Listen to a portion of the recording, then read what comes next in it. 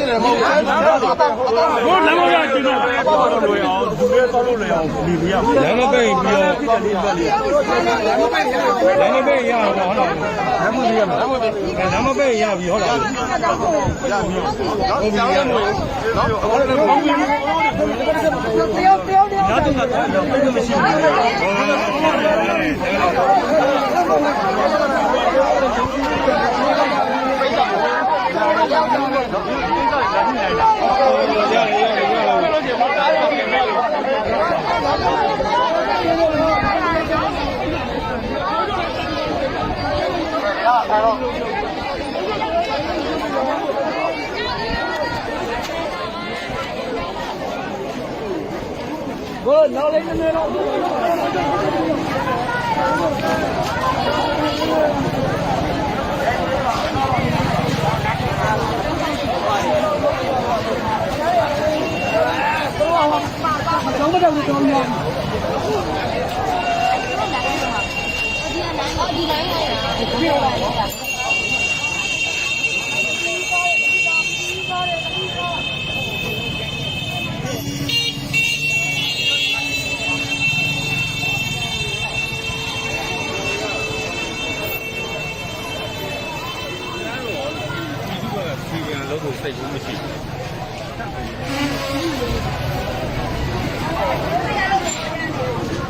အခုဆိုရင်ဒီထွေးုံနဲ့ရဲဝန်ထမ်းတွေကလာပြီးတော့ညှိနှိုင်းနေတဲ့အနေထားပါအဓိကတော့လမ်းမပိတ်စေဖို့ဒီဝန်ထမ်းရတယ်ဝန်ထမ်းလောင်းမပိတ်ပဲဖွင့်ပေးဖို့ဘယ်သူမှမဝင်ဘူးဆိုတဲ့အကြောင်းပြောပြီးတော့ညှိနှိုင်းနေကြတာပါ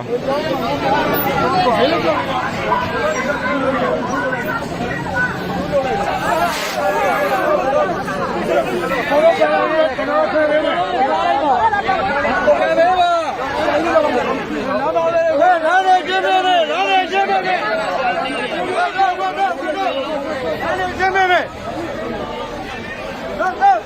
你别来干嘛？别，干嘛干这个？我刚听到打了，你干什么？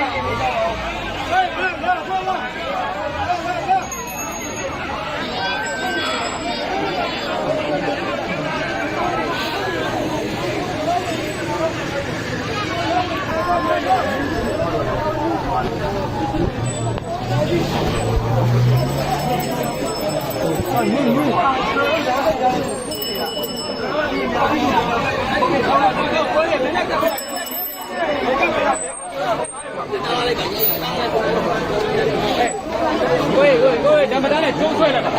揪出来了。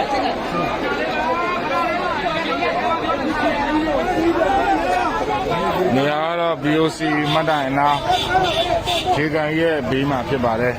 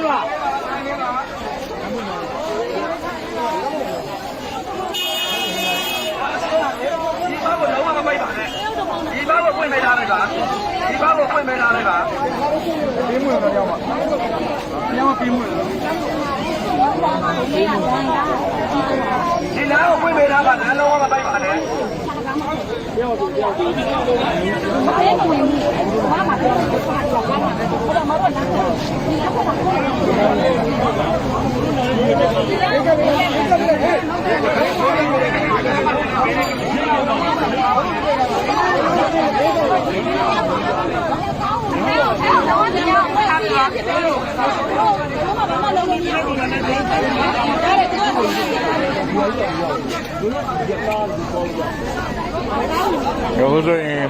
ဒီလူတွေကဒီဝန်ထမ်းရဝင်ပေါက်လမ်းကိုနည်းနည်းဟပေးလိုက်တဲ့အနေထားပါတော့ရရှိရတော့ညှိနှိုင်းနေကြတော့မှဗျဒီမှာဒီလိုရှိရဒီလမ်းကိုအပိုင်းဖွင့်တာဒီလမ်းကိုအပိုင်းဖွင့်နေတာအဲ့ဒီလမ်းတဲ့နေရာမှာဟုတ်လားဒီအဲ့ဆိုရင်အခုကျွန်မပြပြမယ်ဒါကျမတို့ကပြီးတော့ဝင်းရတာပဲရှိတယ်သူတို့သဘောထားကြည့်ကြတယ်အဲ့တော့အခုတော့သူကလာနေတယ်သဘောထားအဓိကအခုသူတို့နဲ့ကျွန်တော်နဲ့ကျမတို့ကဝင်းရပေးတာပဲဖြစ်တယ်တို့ဆန္ဒကိုငါတို့ဝင်းရပေးတာဆိုတော့ကျွန်တော်ဒီကဒီနဲ့ပဲကျွန်တော်ကြည့်နေဟုတ်ပြီတို့လက်ပေါ်တော့ပေါ်လာတာရှိတယ်ကျွန်တော်အခုလိုပြတာမတင်တယ်လို့တိုင်တော့တဲ့တီဗီကိုရှိလို့လားကျွန်တော်ဒီလိုဖြစ်နေတယ်ပေါ့အဲ့ဒီရဲညတူကသွားလာမယ်ကိစ္စရမှာနော်ပိတ်ဆို့နေတာတို့လက်တော့မရှိဘူးသူကတာဝန်ရှိတယ်ဒီလိုရတာပြည်သူရဲ့ဆန္ဒဒီလိုနေချင်တာလေဘယ်လိုလုပ်မလဲကျမတို့ဆန္ဒတို့တော့အဲ့လိုမပြောပါနဲ့အဲ့လိုမပြောပါနဲ့ပြန်ပြည်သူရဲ့ဆိုရင်ကျွန်တော်ရဲ့တာဝန်နဲ့လေးစားရအောင်အားလုံးကလည်းကျမတို့ပြမယ်ပြည်သူရဲ့ဆန္ဒအမတို့ကလမ်းပိတ်ချင်နေတာမပိတ်ချင်ဘူးကျမတို့ဖွင့်ပေးတာကျွန်တော်ကအမတို့ဒီမှာမလုပ်ပါနဲ့မပြောဘူးလမ်းမပိတ်နဲ့ကြောက်တယ်ဒီလမ်းကဘာလမ်းလဲအများတို့ကဒီလိုတော့သွားလမ်းဟုတ်လားဟုတ်အခုကိုရဒီလိုလေးခိုင်နေဆိုကျမတို့မဟုတ်ဘူးအဲ့ဒါကိုညှိနှိုင်းရမယ်လေအခုညှိရတယ်ညှိနှိုင်းတော့ကျွန်တော်တာဝန်ကပြောတဲ့ကိစ္စရကကျွန်တော်ဘောင်ရပြောတာလေဟုတ်ကဲ့ပါအမတို့ကမလုံးတယ်လို့မပြောဘူးမှန်ပါအများတို့ကတော့လမ်းကိုဖွင့်ပေးပါလို့ပြောတာအဲ့အများတို့ကဖွင့်ပေးပါဆိုတာကလူတွေကိုချုပ်လာတော့လွတ်လပ်စွာပေါင်းလို့ကားလွတ်လပ်စွာပေါင်းပြောကျွန်တော်ဒီနေရာမှာနေဘူးမဟုတ်ဘူးမှန်ပါအဲ့ဒီအတွက်ကိုကျွန်တော်အခုကျွန်တော်ပြောပြမယ်အခုတို့အများဆန္ဒကဒီလိုလေးခဏထိုင်ချင်တယ်မဟုတ်အဲ့ဒါကိုခင်ဗျားတို့ရှိဖို့ပြောတယ်တို့ပိတ်ဆို့ တော့ကိုကြီးနေတယ်ကိုကြီးလိုက်တော့လည်းမတူဘူးလေတော့လည်းကိုကြီးကြည့်လိုက်အဲ့တော့အဲ့လိုဈေးစစ်တို့ကြီးကျွန်တော်ပြောဖို့မဟုတ်ဘူးနော်ကျွန်တော်ပြောချင်တာဒီညတို့ကလောက်ပေါ့နော်စကားပြောကျွန်တော်တို့မနေ့ဈေးစစ်ထားတယ်လောက်ပြီလေနော်အဲ့ဒါကိုကျွန်တော်ပြောမယ်ဒီနေရာမှာခင်ဗျားတို့ကျွန်တော်တို့တော့ဖွင့်လာတော့ဖွင့်နေရအောင်ဟုတ်ဟုတ်တော့ဖွင့်လာဘူးဆိုတော့ဖွင့်လာတယ်အဲ့လိုနဲ့မရဘူးအဲ့လိုနဲ့မရဘူးကဲအဲ့ဒါအချိန်ပေးမယ်ဟုတ်အချိန်ပေးဟုတ်ဖွင့်ပေးတာတော့ကိုလေကျွန်တော်တို့ဖွင့်ပေးတာတော့အဲ့ဒါလုံးဝအများကြီးတော့ကိုတို့ကတမ်းပါတဲ့ကိုတို့လုံးဝဒီမှာမရှိဘူးခေါ်မှာပဲထားရတယ်ကိုတို့သွားနေတာလာနေကြကိုရာလူစစ်သွားရင်အဲ့ဒါရဲပါတယ်ငန်းတွေကိုကိုရဖော်မရှင်ဒီကြမ်းနဲ့အကိုတို့ဘက်ကလည်းလမ်းလေးဖွင့်ပေးပါအကိုတို့ဘက်ကလ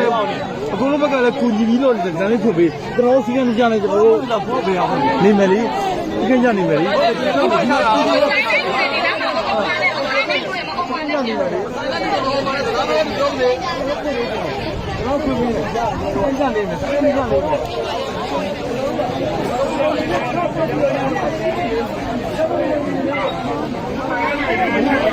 ပါရဲဝန်ထမ်းနဲ့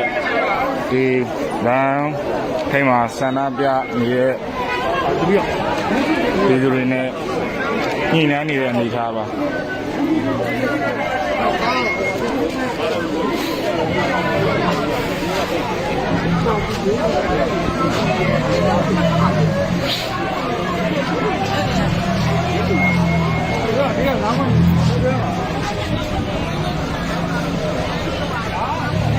ရဲဘက်ကတော့ဒီလမ်းပိတ်ဆို့တာကိုဖွင့်ပေးဖို့အများကြီးမှာသွားတဲ့လမ်းဖြစ်တဲ့အတွက်ပြန်ပြီးတော့ဖွင့်ပေးဖို့ညှိနှိုင်းနေတာပါဒီသူတွေဘက်ကလည်းလမ်းဖွင့်ပေးမယ်ဆိုရင် CDM လုပ်တဲ့ဝန်ထမ်းတွေကိုဝင်ပြီးတော့ခေါ်မလားဆိုတော့စိုးရင်ချက်ရှိနေတာပါဒါပေမဲ့ရဲဘက်ကပြောကြားချက်ရတော့စီရီယံဝန်ထမ်းအနေနဲ့သူစိတ်နဲ့သူလိုလက်စွာဝင်ထွက်သွားလာနိုင်အောင်ဖွင့်ပေးဖို့ပြောရဲဆိုပြီးတော့လက်တလောအကြမ်းမြင်သိထားရပါတယ်အသေးစိတ်ကိုအခါအသိလို့ရှိရင်တော့ကျွန်တော်တရားရောက်ကိုမေးမြန်းပေးပါမယ်ဒီလိုနဲ့ကြာတယ်ကြီးပဲ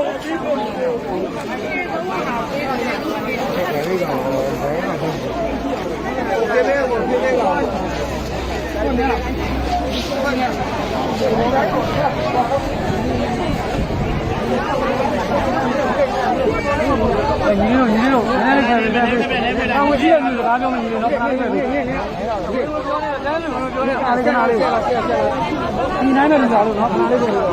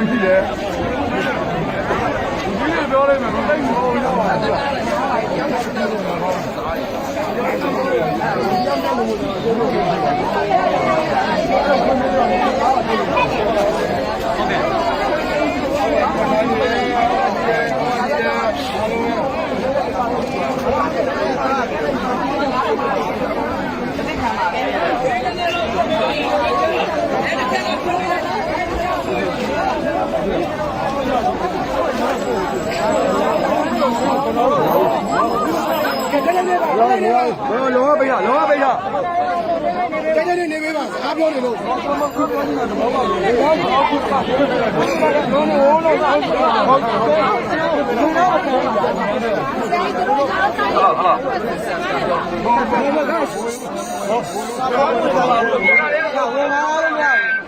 ဝေးဝေးနဲ့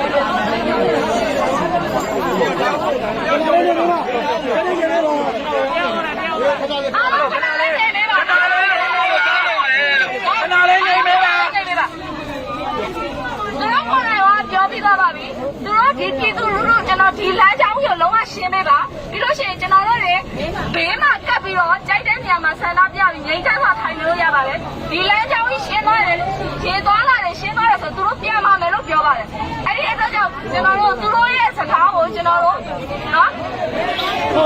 ဟိုကျွန်တော်အချိန်ရင်းပြန်ပြီးတော့ဝိုင်းလို့ရတယ်မလုပ်နဲ့အချိန်ရင်းပြန်ဝိုင်းလို့ရတယ်ကိုအကျဉ်းဖတ်ဖို့ပြောရမယ်ခင်ဗျာဟုတ်လားလေကိုလည်းရှင်းပါဘာမှပြောတော့နားထောင်ပါတော့မင်းကိုလည်းဦးလေးဒီမှာဘာရဲ့စကားကိုနားထောင်ပါနော်ကျွန်တော်တို့ကဘာမှမဟုတ်ဘူးကျွန်တော်တို့ကခဏလေးရှင်းပေးလိုက်မယ်နော်ရှင်းပေးလိုက်ပြီးတော့သူတို့ပြောတဲ့အတိုင်းဖြစ်လို့ရှိရင်ကျွန်တော်တို့အေးစစ်စစ်ကျွန်တော်တို့နေပါသူတို့လည်းအေးစစ်ပြန်မယ်လို့ပြောတယ်နော်ပြန်မယ်လို့ပြောတဲ့အတွက်ကြောင့်မလို့ကျွန်တော်တို့ဆက်ပြီးတော့လုံးလို့ရတယ်ကျွန်တော်တို့လမ်းကြောင်းရှင်းပေးလိုက်ပြီးသူတို့အေးစစ်စစ်ပြန်မယ်လို့ပြောတယ်နော်အဲ့တော့နော်ဒီမှာဆက်တော့ဘာပိုင်လို့လာတာတို့ကဟုတ်ကဲ့သူတို့ရုပ်ဖို့အစီအစဉ်မရှိဘူးဒါပေမဲ့လို့ဆိုတော့ဘာပိုင်လို့လာတာတို့ပြောတယ်ဒိုင်းမှာ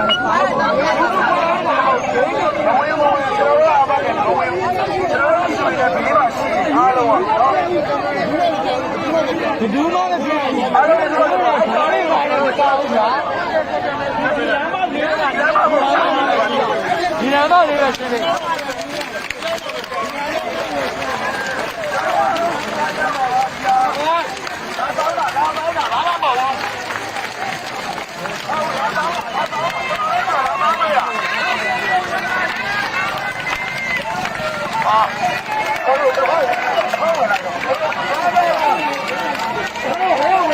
ဟိုဆိုရင်ဆန္ဒပြပြည်သူတို့ရှိုး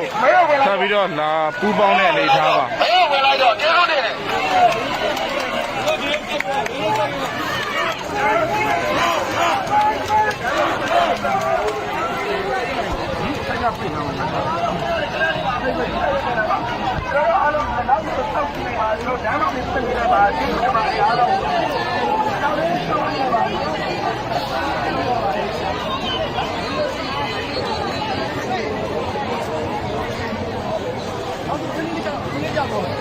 နောက်တော့နောက်တော့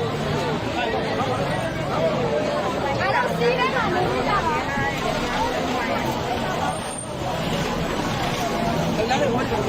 ဟေးဖိတ်လာဆန္ဒပြပြည်သူတွေပြောဆိုချက်ရတော့ဒီရဲတပ်ဖွဲ့ကအခုလာတာစီရန်ဝန်ထမ်းတွေကြောင့်မဟုတ်ဘဲနဲ့ဒီလမ်းမပိတ်ဆို့နေတဲ့အတွက်တာဝန်ရလမ်းရှင်းပေးဖို့အတွက်လာရတာလို့လည်းသိရပါတယ်ဗျ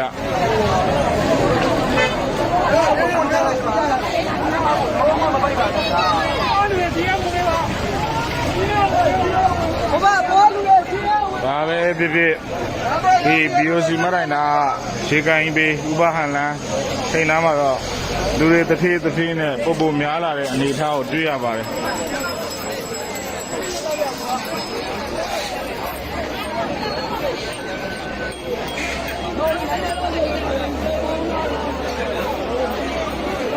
ဘယ်ဟုတ်ကဲ့ပေးပါနော်ဘယ်ဟုတ်ကဲ့ပေးပါအဲ့လမ်းမှာတော့ဘာလဲအဲ့လမ်းမှာပြင်နေပါနဲ့ဘိုးကတော့ဆုံးတယ်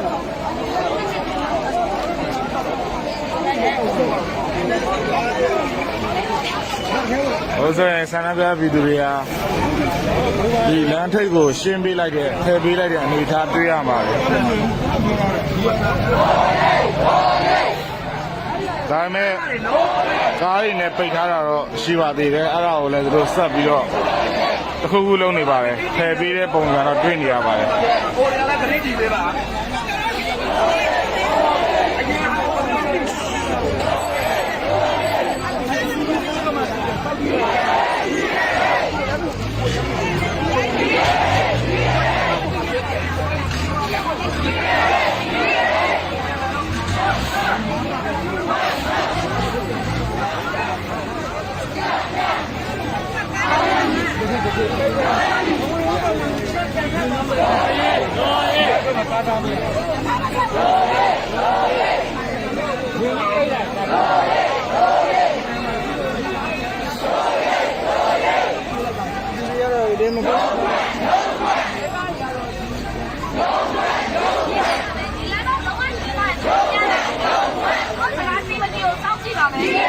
အဲ့ဒီမတိုင်ရင်ဒီကျွန်တော်တို့ဘာမှ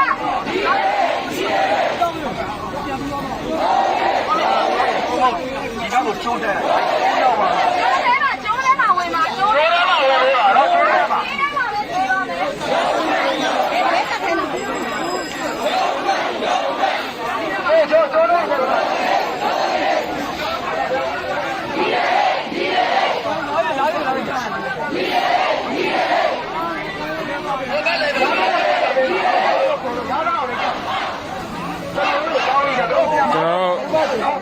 来，那有看他多几家吧？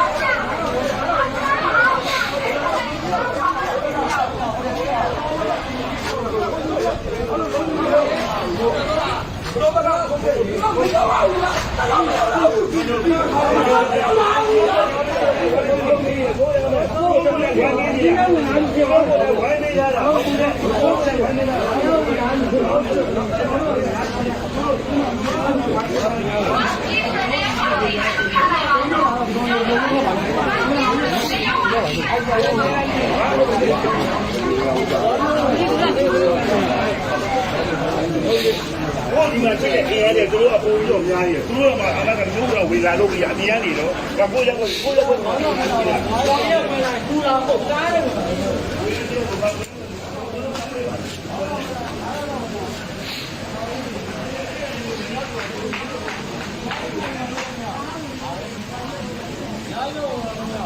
哦，加倍。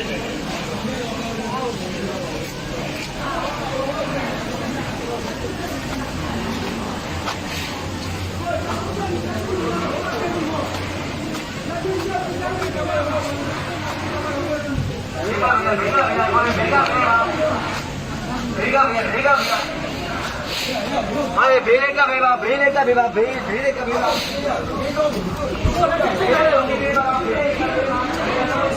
是干不？是不？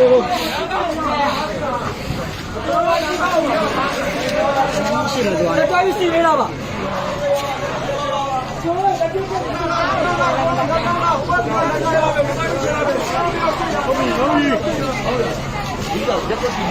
那边阳光比你好。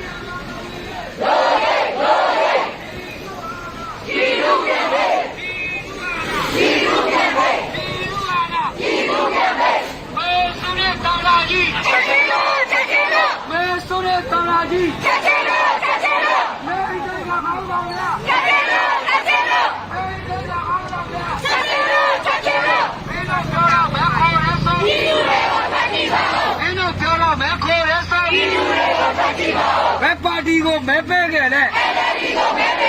मैं पार्टी को मैं पे गए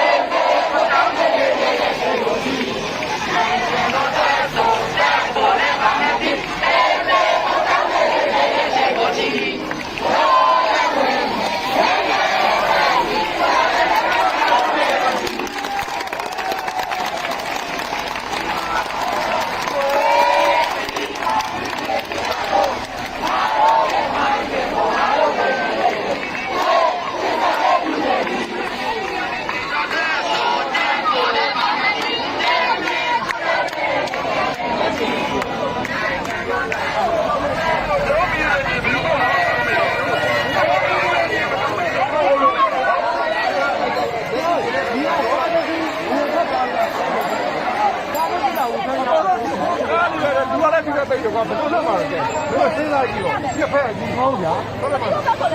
ဘောဘာတူတူကလည်းစဉ်းစားတယ်လေစဉ်းစားလို့ဘောဘာဘာတူတူကရတယ်လို့ဘယ်လိုသာသာကောင်းဘူးဘာခံလို့တော့မဟုတ်ဘူးဒါနဲ့မင်းတို့ဟာရဟိုမှာတပြေးပြေးနဲ့ဟိုဖြစ်လာတော့ဟုတ်လေဟုတ်တယ်ထားတာကိုကျွန်တော်တို့ကတွေ့နေရတယ်မှာကျွန်တော်တို့ဒီမှာတော့လာလာဒီမှာတော်တော်ကြီးရရကျွန်တော်ဒီကတော့ဆန်းကားကြောက်ရလဲကိုလေးပါဟုတ်လားဒါပြောကြတာဘာပြောကြတော့ဟို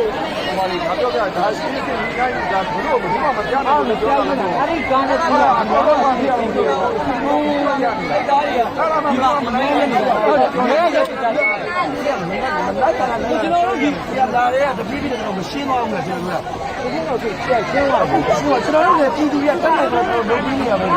အဲ့လေတတ်နိုင်ဘာပြောတာဒီဘက်တွေရှင်းအောင်နေလိုက်ပါဒီဘက်တွေဒီဘက်တွေရှင်းနေတယ်ဒီကရရပဲဒါကြောင့်ဒါကကြောက်တယ်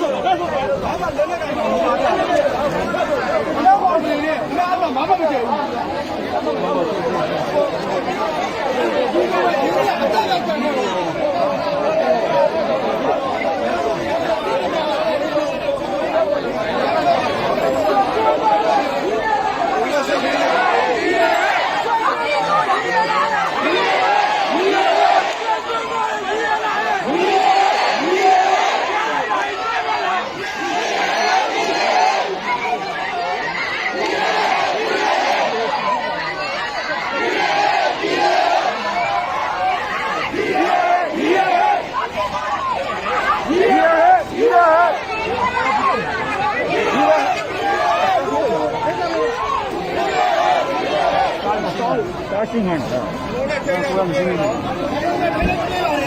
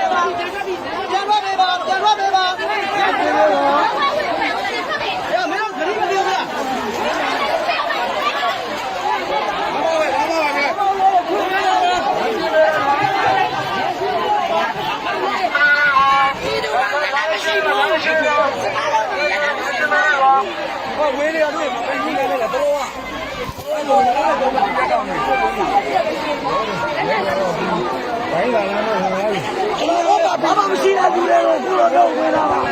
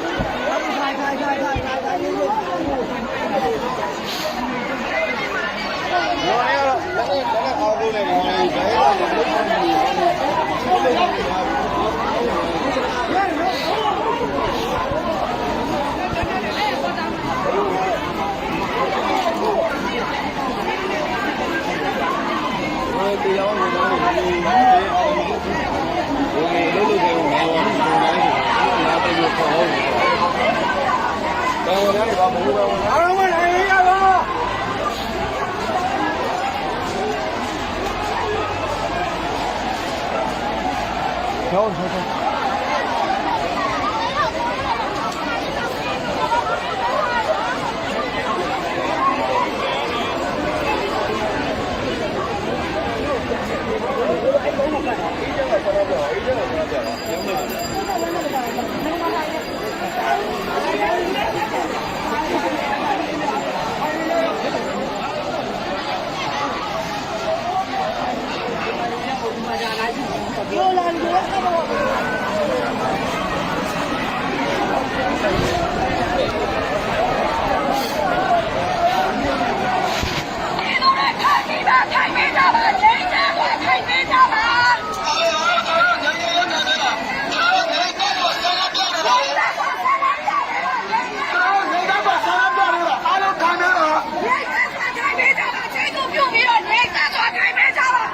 没老的用呢，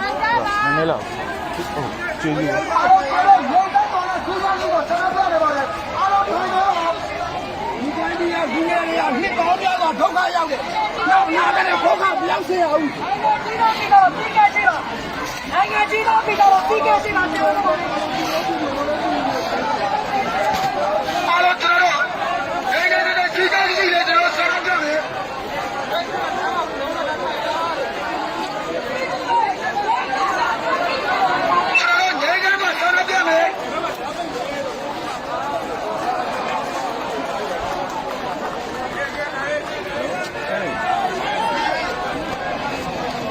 ဒီလိုအတရားကြီးစီးကားစီးနေတာပဲဒီမှာလည်းဒီတော့ဒီတော့ဒီတော့ဒီတော့လာလို့ရပါတယ်ဒီမှာခဏခဏပြန်လို့ရပါတယ်ဒီတော့အရင်မဆောင်ဘူးဒီလိုရအောင်ပြိုက်ပါ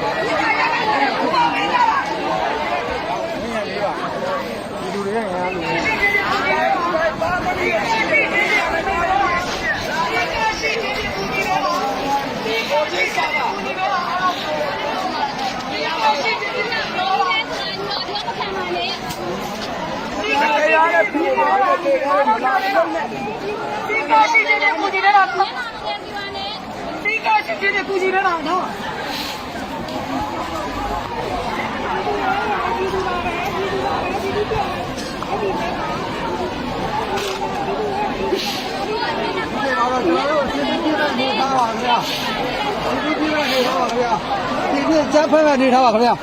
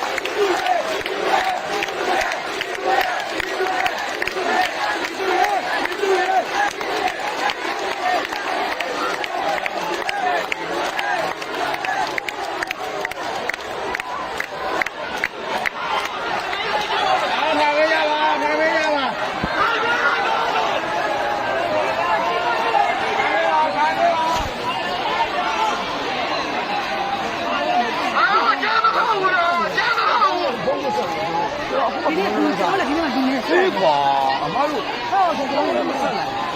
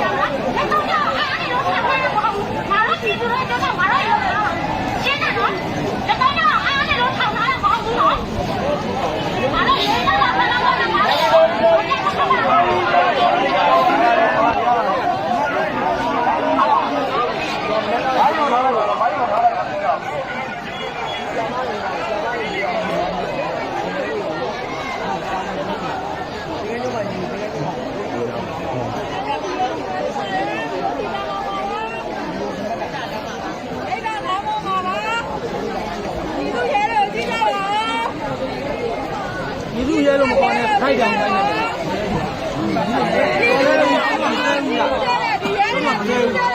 他说一路也那么高，太阳。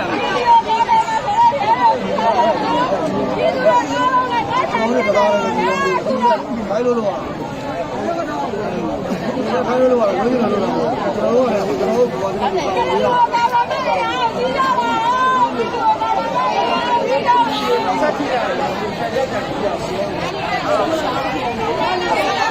来来，买一毛毛可以了。我掏吧，掏吧，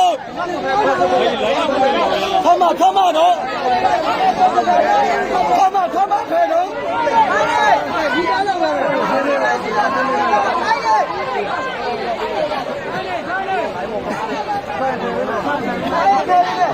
他妈拍没拍着？他妈拍。别叫我没摸。我那里啊，老没抓紧，我刀。我那里啊，老抓紧嘛，啊，老没抓紧了，就我就拿到。那你等哪吧呀？这个来没抓紧了。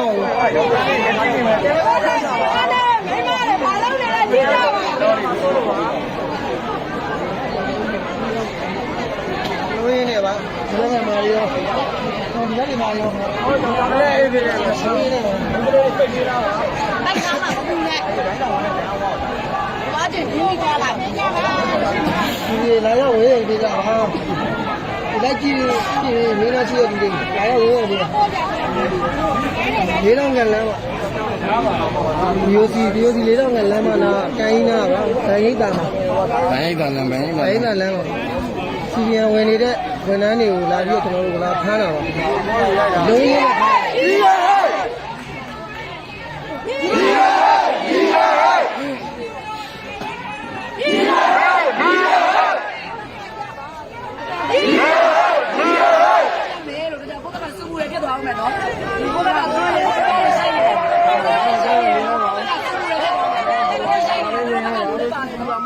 sư phụ để cho bà mẹ tay tay nhiều nhỉ?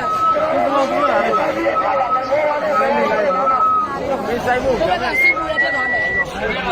Đi nha rồi sao không bảo à? Nó là đó rồi mà. Đi đi đi mà.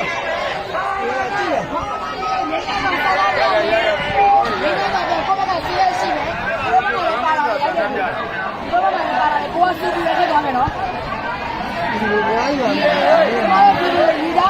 Wah, dah apa betul? Kalau nyanyi kok sana piawang, video nyanyi kok sana piawang. Kamu tahu kan? Maju bukan ni. Kalau jari kan? Apa dia malu jari kan? Ini ledang jari, ledang jari. Jari kan? Apa dia malu? Ledang jari. Mama bawa ledang jari, betul ni bawa. Mama bawa ledang jari, betul ni bawa. Mama bawa ni, mama betul bawa ni. Kalau video nyanyi kan bebe.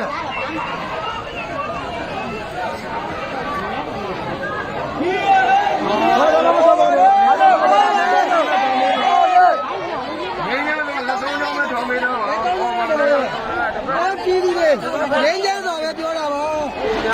nhớ nhớတာပဲပြောတာပါ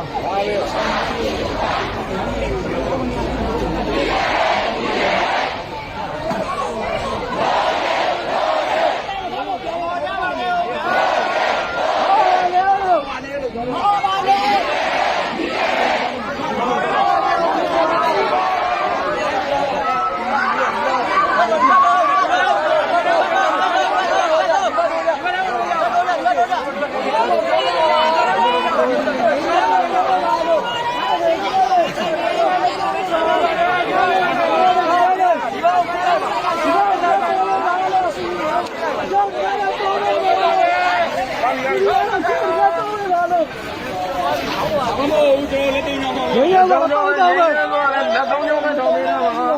人家说တော့ပြည်သူတွေညီတယ်ဆိုရင်လက်သုံးကြောင်းမဲ့ထောင်ပေးပါ都交了，都交呗，人家说的。က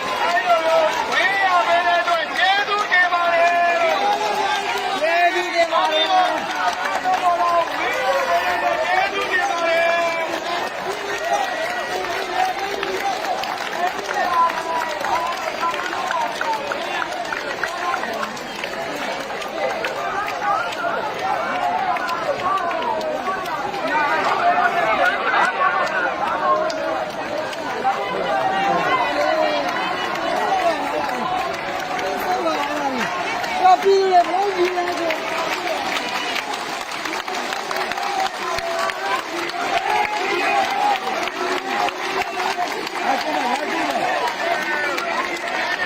အခုဆိုရင်တော့ဘာဝန်ထမ်းတွေကို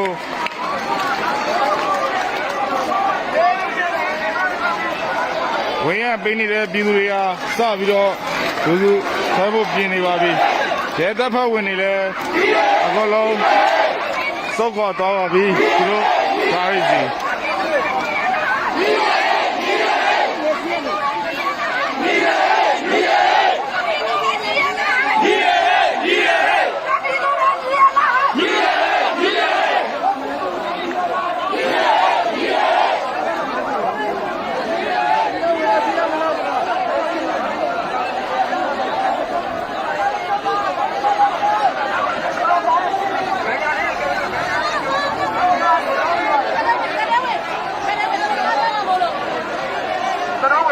ဖြစ်သွားပြီကိုယ်လုံးနောက်လေးဆက်ပေးတာ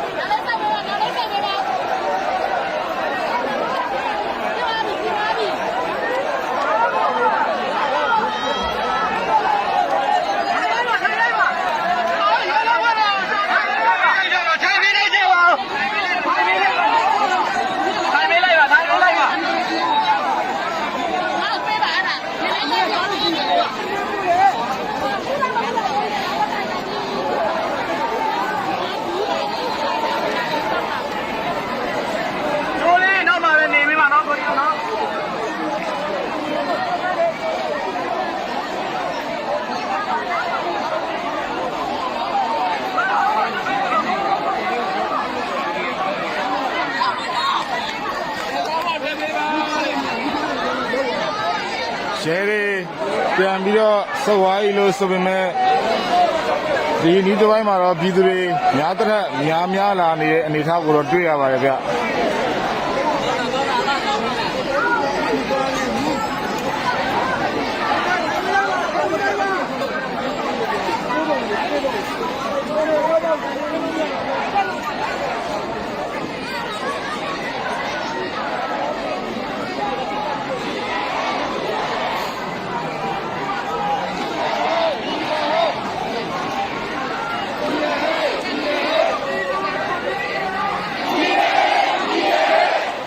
မနက်6 နာရီလောက်တည်းကစခဲ့တဲ့ကိစ္စဟာ9 နာရီလောက်ကြာပြီးတဲ့နောက်မှာတော့ပြည်သူတွေဝင်းရမှုနဲ့ဒီ CDM လုပ်တဲ့ဝန်ထမ်းတွေအနေနဲ့7 နာရီမှာတော့သူတို့ CDM လုပ်ခွင့်ရတဲ့အနေအထားလည်းဖြစ်ပါတယ်